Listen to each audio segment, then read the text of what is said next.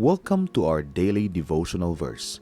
Adlaw-adlaw nga mga bersikulo para sa imong mga pag-ampo. May kabalaka ka ba sa imong kaugmaon?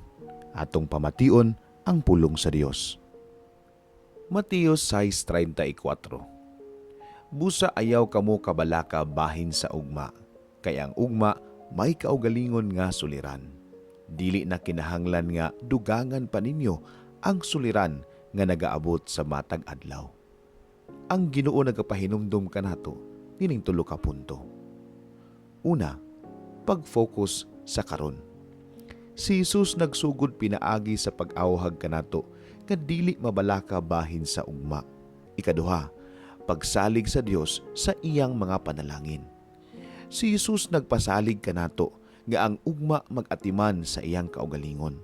Kini nagdasig kanato sa pagsalig sa pagkamaayo sa Dios sa paggahin og panalangin alang sa atong mga panginahanglanon. Ikatulo, adlaw-adlaw nga pagsalig. Si Jesus nagpahinumdum kanato ngang matag adlaw adunay igong kasamok sa iyang kaugalingon.